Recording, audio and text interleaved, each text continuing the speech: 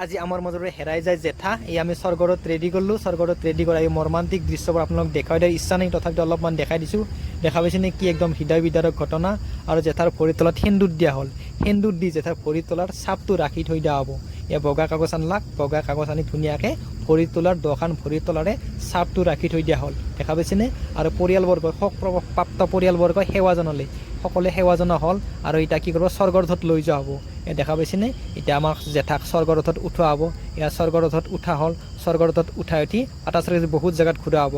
কাৰখানাক নিয়া হ'ব ড্ৰিমলেণ্ডৰ বহুত যেইখন দোকান আছে গোটেইখন দোকানকো নিয়া হ'ব সকলোৱে শ্ৰদ্ধাঞ্জলি জনালাক ময়ো জেঠাক শেষবাৰৰ বাবে শ্ৰদ্ধাঞ্জলি জনালোঁ গামোচা দিলোঁ ফুল অৰ্পণ কৰিলোঁ দেখা পাইছেনে আটাচাৰ কৈছিল বহুত জেগাতে শ্ৰদ্ধাঞ্জলি দিলাক ছাত্ৰ সন্থাই শ্ৰদ্ধাঞ্জলি দিলাক ক্লাবে